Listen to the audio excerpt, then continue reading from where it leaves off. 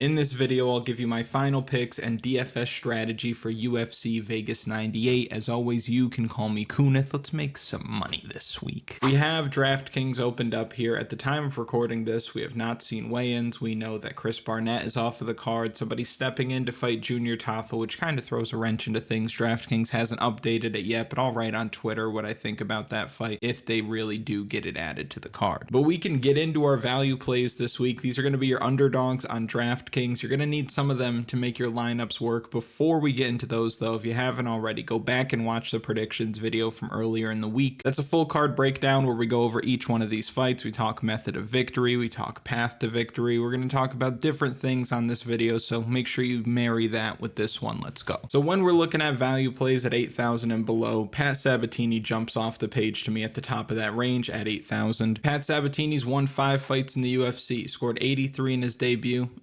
Not so great. But then since then, 90, 105, 106, 115. And if you weren't familiar with his game and you just check the game log, you would think this guy's pretty boom or bust. He's either going to score me 2 points or north of 100, which depending on the matchup might be true, but I don't think that's the case with this opponent because Jonathan Pearce isn't coming out here knocking guys out. No. What Jonathan Pearce wants to do is he wants to get takedowns, he wants to grapple, and he finds himself fighting a better grappler. We talked about this on the predictions video from earlier in the week. In each fight that Pat Sabatini in the UFC has been able to secure takedown, he has won. And if we look at Jonathan Pearce, he's a volume takedown guy. You see here 5 takedowns against David Onama, 1 takedown against Joe Anderson Brito. He's got reversals as well. But you'll notice a combined 6 takedowns in his last 2 fights, and he lost both of those fights. You also notice the reversal numbers in the last 3 fights. What does that mean? Well, that means he found himself in bottom position. Not too many guys are going to be able to find themselves in bottom position against Pat Sabatini and live to tell the tale. The guy's got elite control. He'll stick to you like glue. He's great at taking the back, and I think that's what ends up happening this week. I think Pat Sabatini is very live for maybe 3 takedowns, 1 in each round, a lot of control time. I think he's live for a submission as well, but if he doesn't get it, we have seen him score really high DraftKings points, those ceiling types of scores, even if the fight goes the distance. So Pat Sabatini, definitely somebody you want in value play consideration this week. Before I give you my next value play, I do want to touch on Brad Tavares, because if you watch a predictions video, you know that I think that Brad Tavares is going to go out there and win this fight. That does not make him a good value play in my opinion. Brad Tavares is a couple of things. He's a good striker. He's good at keeping his feet. Guys can't take him down very easily, but he's not a finisher. And evidence of that is that he doesn't really finish many fights in the UFC, but just look at situations where he can get the finish. He landed some good shots against Royval, but just couldn't find the off button. You see that fight against Chris Weidman. Chris Weidman was basically on one leg and he couldn't finish the job. If you go through all of his fights in the UFC, you can scroll through on the fight log right here. It goes all the way back to 2010. You see a knockout there in 2011. If we scroll up, we're going to see another knockout that came over Krzysztof Jotko in the 3rd round. Where is it at? It's right there, 2018. Hasn't knocked anybody out outside of that. So yes, I think he's going to win, but his ceiling is very, very limited because he's not getting any takedowns. He's not getting any knockdowns. He's not finishing the fight. So just striking alone, he's not high enough volume to go out there and break 90 DraftKings points. You'd be lucky to get 78 in a decision win from him. So not somebody I want to play, but I wanted to touch on him because of what we talked about in the predictions video. Jared Gooden, I think, is in one of the more important fights of the week. And one thing that's absurd to me, and I'll just throw this out there because I noticed that for some reason, the Chidi and Njokuani Jared Gooden fight to not go the distance is only minus 200. That line doesn't make any sense to me. I feel like that line could be minus 500 and still be viable because you have on one side Chidi and Njokuani who hits like a truck, and Jared Gooden's got pretty poor striking defense. And on the other side, you have Jared Gooden who is very tough, and Chidi and Njokuani tends to fade in the 1st round in a lot of these fights. And when you look at the fights that Chidi's had in the UFC where he's lost, he faded in round 1 against Michal Leksichuk. He was toast going into the 2nd round against Gregory Robocop Rodriguez. And then in the fights that went the distance, you see against Albert Duraev, nothing was really happening to make him all that tired. Against Reese McKee, nothing was really happening to make him all that tired. But Jared Gordon is going to have his foot on the gas, and he is going to look to get him out of there. So I think that aggressive style from Gordon is either going to get him slept or he's going to end up winning this fight. And if he wins, it's going to be inside the distance because Jared Gordon can put your lights out. He's got heavy hands. He's got good opportunistic jiu-jitsu as well. And I think that club and sub is on the table for the night train this week. So you definitely want night train Jared Gooden in your player pool. He's one of the better value plays of the week in my opinion. Lucas Hocha, somebody who I don't have winning this week in my predictions video, and I actually do really like Clayton Carpenter. I like him on DraftKings as well, but I think Hocha's somebody you got to pay attention to as well.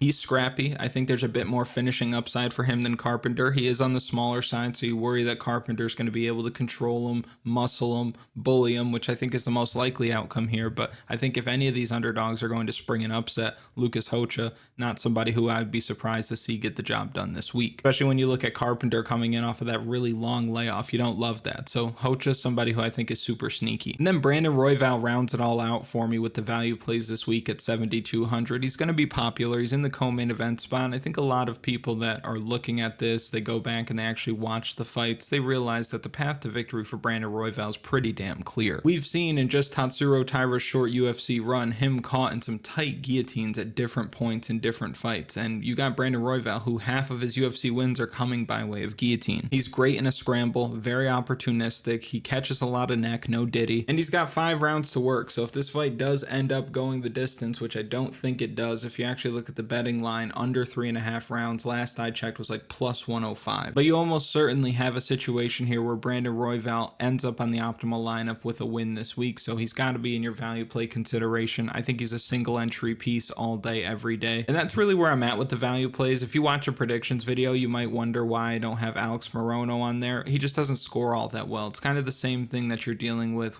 Brad Tavares, where I feel like he can win this fight. He's my pick for the fight, but I don't think that he's going to score a whole lot of points. But now we'll use some of these value plays. We'll plug them into our lineups. Real quick before we do, if you haven't already, like the video, subscribe to the channel, comment something for the algorithm. And let me go ahead and first give you the cash game recipe. So normally when you're building your cash game lineups, as most of you know, we're going to be looking for 5-round fights to stack, whether that's the main event or co-main event. In this case, we only have one 5-round fight in the main event. They are flyweights, but I don't love the idea of stacking them this week. I don't think that fight actually goes all that long, so we're going to avoid that completely in our cash games. That's a good way for you to get different, even though getting different's not that important in cash, but I think you can have access to higher scoring ceilings if you just stay away. Now for your GPPs, and we'll build lineups for that in a second, I think you absolutely need the winner of the main event this week, even if it is Taira at 9,000. But for cash games, we're going to stay away from both of those. So we're going to start by getting our punt play. Somebody who's cheap, somebody who's scrappy, somebody who probably goes the full 3 rounds. And to me, I'd look no further than CJ Vergara at 7,100. If he's anything, he's tough. And he's got a big matchup on his hands this week. Like, this is a big step up in competition for him outside of the Tatsuro Taira fight, obviously. So you would look no further than CJ Vergara at 7,100. One of the better punt plays of the week. Somebody who's always going to give you a hard 3 rounds. He's going to throw a lot of strikes. He's going to be there. And I don't think that this guy's going to knock him out right away. Even if he does it, say, later in this fight, I think CJ will do enough work before then to really make it worth it for you. So give me CJ Vergara at 7,100 to plug into your cash game lineups. I'm going to come up here and we're going to start attacking the mid-range because, as you can see,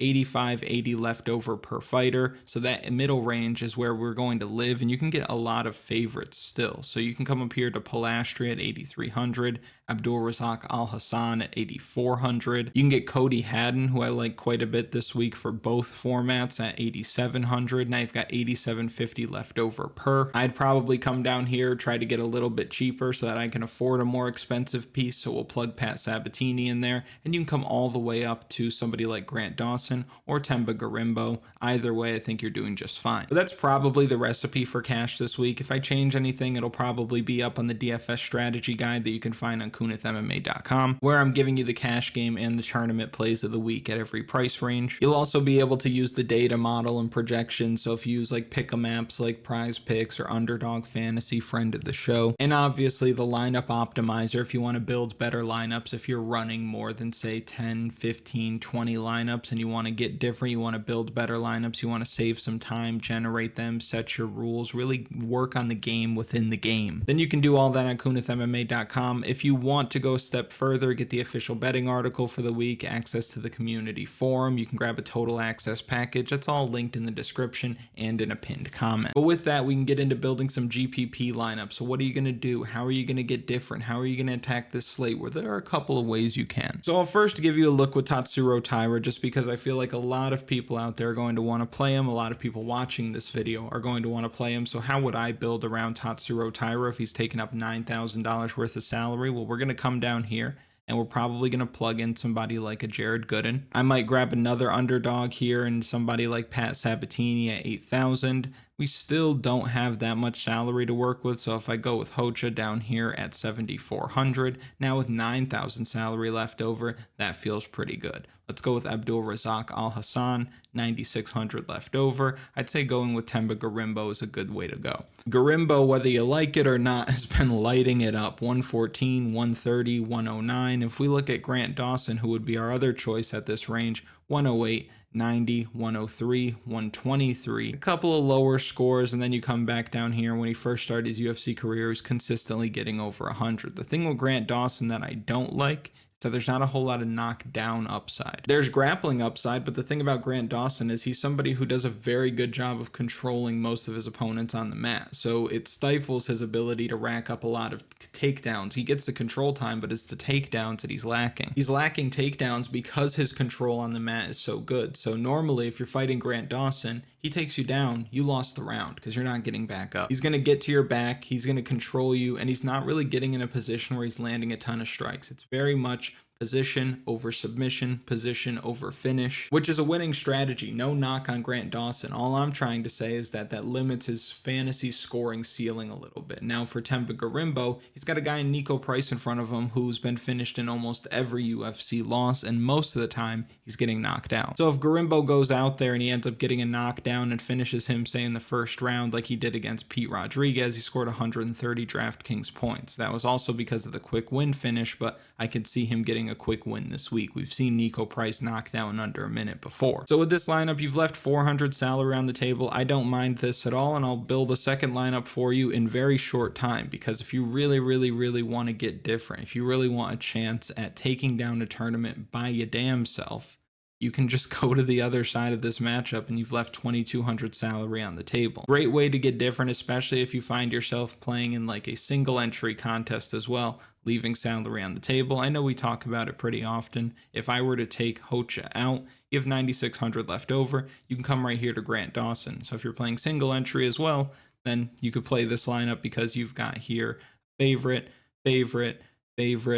closer to a pick'em, but he should be a favorite in my opinion. I think Jared Gooden's a live dog. I think Brandon Royval's a live dog. If you wanted to make this one a little bit different, then you would come off of Grant Dawson and try to find a way to save some salary. If you go with Julia Polastri and she ends up just out grappling Cory Mckenna every round, getting takedowns, getting control time, landing strikes from a dominant position, it's live for a submission as well. Women's MMA, once again, going to show up on the optimal lineup for all of you that are non-believers. Would not shock me at all to see Polastri up there, really lighting it up, coming in at sub 20% ownership. Now we'll blow that up. I'll give you another look. I mentioned Cody Haddon earlier. I think Cody Haddon is very live to knock out Dan Argueta in the first or second round this week. This dude is a finisher. Dan Argueta is more of like a fight manager because he's going to take you down. He's going to control you, and he's aggressive. He's going to try to land strikes from a dominant position. He's going to try to look for submissions as well. But Cody Haddon just lets his hands go a lot better, and he works the body really well. When you've got a guy shooting for that many takedowns, those lower punches, because they're going to his chest and his body, those might find a home, and I don't think it's going to take too many from Cody Haddon to put Dan Argueta down. I also think that Dan Argueta is one of those guys who can get shocked, can get hit, and just pop right back up to his feet. So I wouldn't be surprised to see multiple knockdowns coming from Cody Haddon this week on his way to victory. If he scores a knockout win at 8,700 in the first or second round, he probably ends up on the winning lineup. So let's say I went with Haddon there. I came down here, I grabbed somebody like Gooden.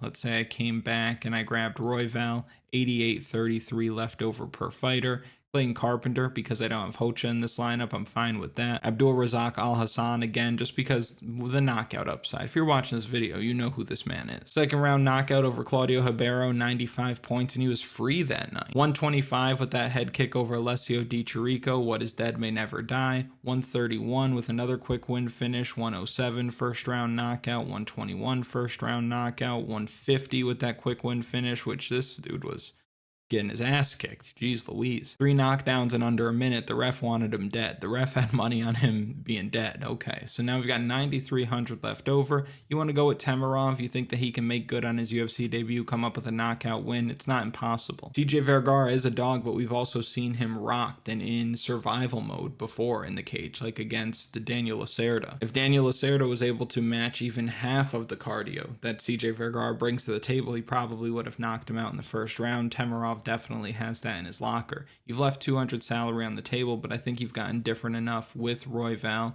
with Haddon, with Carpenter. You know, and guys like Gorimbo and Dawson are going to be pretty popular this week, so don't be surprised if Temirov ends up really separating from the pack. Let's blow that up. Let me give you another look. Well, real quick, before I give you another look, I will just touch on some guys that I just don't want to play. Just guys that I don't think belong in the player pool. Got a guy like Rafa Garcia, not really interested. Niko Price, I'm not really interested. CJ Vergara, even in tournaments, I don't think is worth a sprinkle. He scored well one time against the guy who was mortally gassed after 4 minutes. So no, I'm not really looking to play CJ Vergara. I think once you hit that Brandon Royval line is when you can start getting to guys that make sense. But even Morono, I'm not really too high on. I wouldn't be mad if you played Dan Argueta because of his wrestling heavy style, that's fine. But I'll plug him in real quick. So Alex Morono, number 1. Viable, not really tournament viable in my opinion. Viable, not really tournament viable in my opinion. Not very tournament viable in my opinion. Daniel Rodriguez, if he comes up with an early knockout, I think is fine. So really, you got those bottom 2 fighters or bottom 3 fighters here, and then Alex Morono, Brad Tavares, Cory McKenna, Jung Young Park. Wouldn't touch any of those 7 fighters with a 10-foot pole. So that should really trim things up for you, let you know where my head's at. And we'll build one more real quick. Let's say you wanted to, let's see what we could do if we played the most expensive guys. Is it even possible? Well, we know we'd have to come down here and play Brandon Royval at 7,200. We know we'd have to play Hocha at 7,400. With 7,600 left over, you could get to Jared Gooden. You've left no salary on the table. Very much stars and scrubs, although I would be remiss to not point out that this man is no scrub. This is not a terrible lineup either, so if you want to go out there, plug that in, that makes sense. That'll do it for lineups. That'll do it for final picks this week. I'll put my Underdog slip in the community tab on YouTube, so if you play Underdog Fantasy and you want my slip, I'll put it out there. And when I have a little bit more information on the Junior Tafa situation, I'll put that up on Twitter as well. But that'll do it for the video. If you want all of the official betting article, DFS strategy guide, all that good stuff, visit kunithmma.com, linked in the description. Banger of a card next week that I'm very excited to get out to you. I'm trying to get that video out a little bit earlier than I normally do, Oscar willing. But if you've made it to this point, thank you so much for watching. I really do appreciate it. Make sure you like the video, subscribe to the channel, comment something for the algorithm, and I wish you the best of luck at UFC Vegas 98.